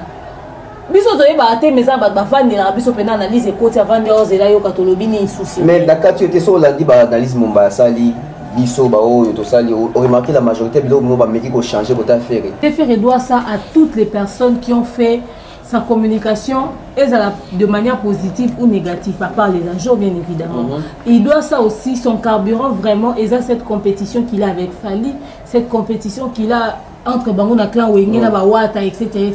C'est tout ça qui l'a boosté, c'est tout ça qui l'a motivé. Maintenant, la question majeure, ce n'est pas s'il doit ça à qui, c'est qu'est-ce qu'il fait de ce qu'il a eu comme visibilité. On revient au stade des martyrs de fer. Est-ce que après le stade des martyrs a fait les faire avant dernier? Tout à l'heure, on vient de 24, déjà. Avec même comme ça, VIP dans un grand hôtel et l'État inaperçu du solo Betamaté. Mais tu vois, ils ont une invitation à Bayate. Tant que pour la francophonie, ils ont aussi fait une actualité. Francophonie, ils ont aussi fait une actualité. Tant que vient Zach, Sili qui va essayer de faire, ils ont problème. Ils sont aussi citoyens à la date. Tu as date totale. Et au boosté. C'est-à-dire, apparemment, il existe parce que les gens lui foutent la pression. Ok. Ah, on Marambo et Sili. Est-ce que communication va pour Adidas Arena, pour la Genève? Est-ce que vous avez même énergie pour la Genève? Non, comme des bénévolants, ça. Bon, tu as même énergie pour la Genève, tu es aux arbres. Et tant on peut à Genève, Genève, on a besoin de l'année, soit pour annuler, soit aux Alapenza, concert, il y a médiocre, elle était pour nous rectifier la tire, il y a Adidas. Et puis après, quand concert à Genève, tu as sous ma faux calendrier, ma faux date. Mais net au lobby, tout le monde va créer quelque chose. Mais vous verrez que tout ça, il ne va pas en faire bon usage. Donc, et d'ailleurs, il ne va pas bénéficier. Il va rentrer en studio pour retravailler son concert d'Adidas Arena pour faire la compilation et mettre sur ça, c'est son truc. Sa chaîne YouTube. Il a fait ça avec son Stade des Martyrs. Il va faire ça encore pour Adidas. Donc, bref. Bino, image mon nana. Bon, tiens, à la mort. 4 minutes, moi, il fallait YouTube. Ah ouais, rentrer, etc. On s'en dit bien qu'il est bien monté déjà, tout ça. Donc, en fait. Pour conclure, je dirais ceci. Notre musique, ils vont souffrir d'un problème manquant. Ils veulent rester dans leur zone de confort. Ils ne veulent pas sortir de leur zone de confort. Ils se disent que sortir de la zone de confort égale à ressembler à Fali. Or, ressembler à Fali égale à s'ouvrir à la grandeur et à ce qui se passe à l'industrie actuelle, à l'international. J'étais choquée de voir un monsieur qu'on appelle sur les managers, sur producteur, sur de Davido, sur Nini. Quand il citait les exemples des artistes qui évoluent à l'international, il dit Fali chante en français, mais il peut chanter partout dans le monde. Nabi Moukoloni, les étrangers, quand ils vont parler, ils vont citer Ferré. Histoire que Barbara Pravé à la fin d'affaire et Barbara Pravé ça allait faire une émission dans radio faire un tombing ça Barbara Pravé la podium. Barbara Loba Boye alobi je l'ai mis un plan dans la BT 12 na Kimie. Batouni sur collaboration ça on a fait alobi on en a parlé mais c'est pas à l'ordre du jour. Mais bien, on a de la communication. À un moment donné, il faut apprendre à se respecter. Barbara Pravé qui en France? C'est qui m'a évolué ça. Anna qui en France. Ah oui, bah Rinka. C'est ça le roi Rinka. En fait, on a la drague professionnelle. Ok. Ah, le roi Anna Kamura. J'ai fait Belé en France à un niveau de Bangote. Tu vas répondre, fais l'effort de prendre conscience à carrière, tout simplement. Sinon, voilà, c'est avec ces sujets autoclôturés, Makambuya, Kolobela. Les deux productions, on habite au Tiki, ton émission.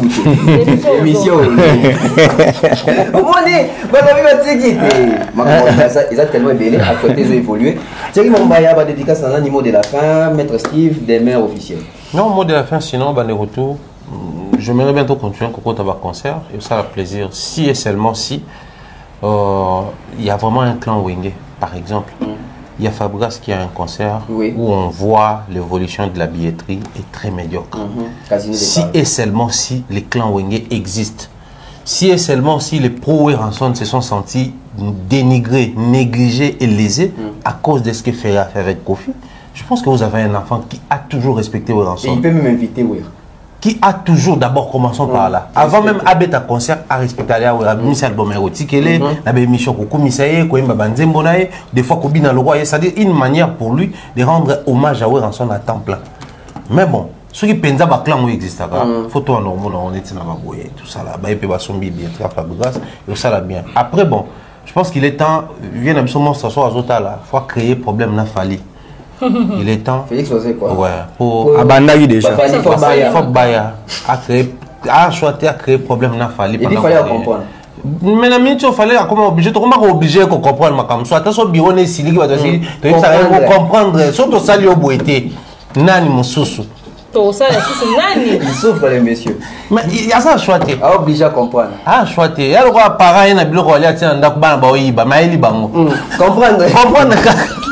C'est la seule manière on va bosser là non fallait comprendre tout ça et on fait avec sinon bonne chance dans l'artiste et tout et bien des choses dans rendez-vous fallu au Pezoya on sent que les Warriors bon après Mamba fait ici ils vous ont traîné dans la boue c'est pour beaucoup continuer à calmement parce que Mamba fait où mais là on pense à trotter quoi si les signes non bon besoin à bango Mbotena Iran Bioma.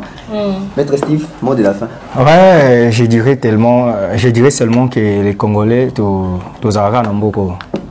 Et lorsque nous parlons culture, parce que nous parlons République démocratique du Congo, et même ceux qui exportent, même ceux qui restent ici dans la communauté, c'est déjà une manière toujours de vouloir vivre notre culture. Parce qu'à chaque peuple, sa culture.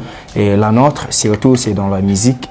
Tout bêta mingi marsola musique bien que toi na bablo rebelle on le bela mais biso na Congo mingi c'est musique roi culture reine plutôt et photo le bela en trop mutunyon so assez important au Congo même bato ba ça mabe photo booster ba ça malamu parce que plus ba ça malamu ndembo kana biso et oté comme bien on n'a pas besoin de tuer quelqu'un on n'a pas besoin sur tout ça ni to descendre bato sonné non on a besoin de booster batunyon so ba ça la mieux parce que objectif même c'est ça bato ba qui est bien.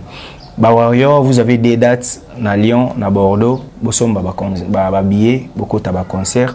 Il y a aussi un double stade qui arrive, Martyr. Double stade de Martyr, Stade de France, Madison Square, Bosomba, concert, Nyonso. Clan Wenge, la manière quand on Mumbai lobby, la manière il y a là que ça fallait que Binope Boza, aussi la lelote, c'est de soutenir Fabregas, c'est de soutenir héritier ou déjà bien au Tchad en tout cas héritier déjà le bien au Tchad surtout héritier courage vraiment à moto na tembe bocha poids on est héritier bato wengi balingagete pour na mon héritier n'est pas manipulable en fait voilà il faut bosser l'effort pour comprendre que héritier. L'héritier n'est pas dans la victimisation. Hein. Ouais, mais il y a le bateau en émission précédente.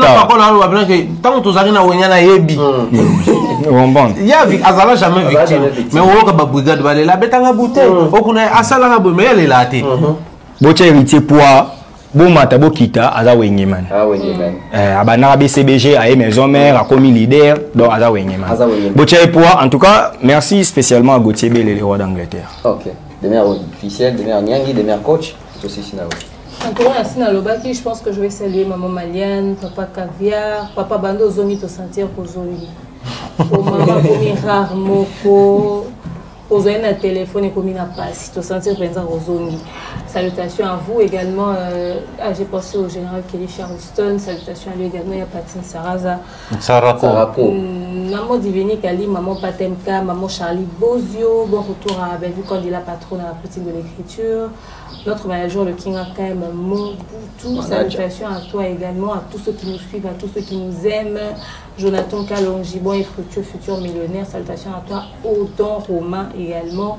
Et pourquoi pas à tous les habitués de Dab. Aux Aramons et Bélé, surtout continuer la dédicace.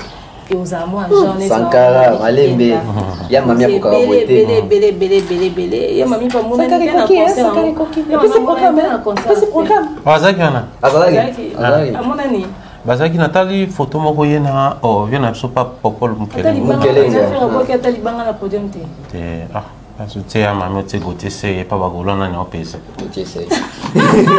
merci, ça est fini pour aujourd'hui. Merci à Binonio Sobolandi Bisso, merci à Demer, merci à Thierry Mombaya, merci à Maître Steve. On continue, j'espère que tu as rabat que tu as pour analyse moko penza pour la trilogie à Fali. Notre vendeur on penza te. Très bien. Pas déroulement concert.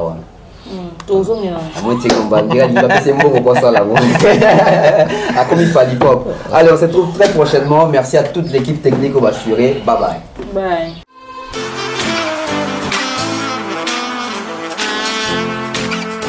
Vous êtes en Europe, Asie, Océanie ou en Amérique. Voilà, aujourd'hui c'est très facile d'envoyer de l'argent en Afrique. Tap Send. Tap Send, les moyens les plus faciles pour faire vos transferts en Afrique. Et surtout en République démocratique du Congo et la République du Congo. Vous avez déjà ROCP là. C'est-à-dire, de la maman, papa, tambongo, cousin ou neveu, c'est plus facile aujourd'hui. Tap Send.